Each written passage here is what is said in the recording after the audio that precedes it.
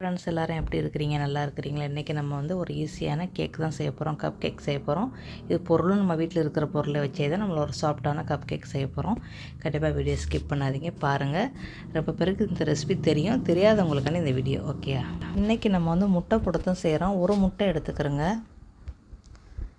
B கேரட்டாக இருந்தாலும் சரி, ஏ கேரட்டாக இருந்தாலும் சரி ஒன்று எடுத்துக்கிறோங்க. அப்புறம் எண்ணெய் வந்து அரை கப்பு ஊற்றுங்க. எண்ணெயை பிளாந்தாவா பட்டரா எதாக இருந்தாலும் சரி ஊற்றிக்கிறேங்க. குக்கிங் ஆயில் ஊற்றுங்க. நான் இன்றைக்கி குக்கிங் ஆயில் தான் ஊற்றிருக்கிறேன். அப்புறம் ஒரு கப்பு சீனியை தூள் பண்ணி போடுறேன். அதுக்கப்புறம் கொஞ்சோன்னு எசன் வெண்ணிலா அந்த மூடியிலே கொஞ்சமாக போடுங்க. ஒரு 1/4 ஸ்பூன் அளவுக்கு போடுங்க, போதும். இது நம்மளோட கப் கேக்குக்கு வந்து நம்மளுக்கு வந்து ஒரு 12 வரும். நல்லா அடிச்சுக்கிறோங்க. 12 வரும், இல்லைன்னா 9 வரும், 6 வரும். நம்ம ஊற்றுற கப்போல பொறுத்து நம்மளுக்கு வரும். நல்லா லேசாக அடிச்சுக்கிறோங்க. ஒரு ஸ்பூன் இருந்தால் கூட உங்களுக்கு போதும். இல்லைனா நீங்கள் மிக்சியில் வந்து இதில் எல்லாத்தையும் போட்டு ஒரு சுற்றி சுற்றிட்டு அதுக்கப்புறம் மாவையும் போட்டு நீங்கள் ஒரு சுற்றி சுற்றலாம். இப்போ மாவு வந்து நம்ம இதுக்கு போடுறது வந்து 1 கப்பு மாவு போடுறோம், சரியா? அரை கப்பு பால் போடுங்க. அரை கப்பு பால் நம்மளுக்கு போதும். ஒரு 100 மில்லி பால் இருந்தாலே போதும்.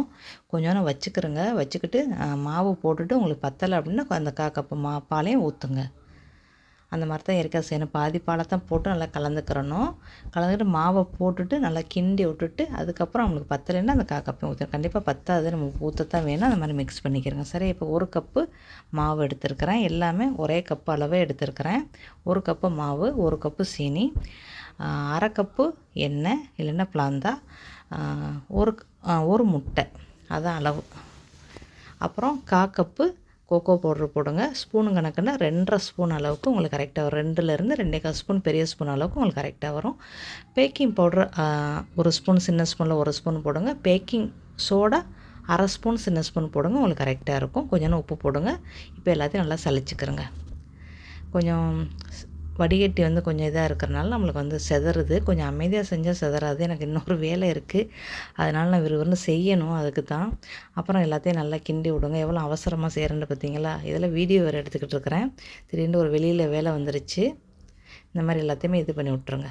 ஒரு டிஷ்யூ பேப்பர் இருந்தால் கூட நீங்கள் அப்படி தொடச்சி விட்டுறலாம். இப்போ அவ்வளோதான், நம்ம ரெடி பண்ணியாச்சு. பால் வந்து நம்ம 1/4 கப்பாக ஊற்றியாச்சு. இப்போ நம்ம கப்பை எடுத்து வைங்க. எடுத்து வச்சு கரண்டியில் ஊற்றிக்கிறங்க. எப்போவுமே கப்பில் வந்து நம்ம ஃபுல்லாக ஊற்றிடக்கூடாது. ஒரு 3/4 கப்பு இல்லை அரை கப்பு மட்டும் ஊற்றுங்க, உங்களுக்கு போதும். அந்த கப்பில் கீழே வைக்கிற கப்பில் கப்பை பொறுத்து உங்களுக்கு வந்து இந்த எத்தனை பீசஸ் வரும்னு இருக்கும். இந்த கப்பில் ஊற்றினா உங்களுக்கு 12 வரும். கொஞ்சம் பெரிய கப்பில் ஊற்றினா உங்களுக்கு 6 வரும்.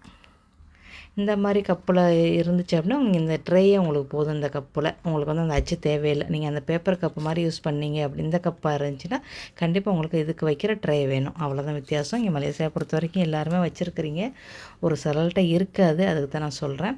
இந்த மாதிரி ட்ரேயில் நீங்கள் வந்து அழகாக இதே கப்பை வந்து நீங்கள் வந்து இதில் 9 அடுக்கலாம். இதில் இப்போ நம்ம வந்து நல்லா கொஞ்சம் கூடவே ஊற்றுவோம்ல, ஏன்னா கப்பும் பெருசு, அதனால் இதில் ஊற்றுனீங்கன்னா உங்களுக்கு ஒரு 6 தான் வரும்னு நினைக்கிறேன். 6 இல்லைண்டா ஒரு 9 வரும்.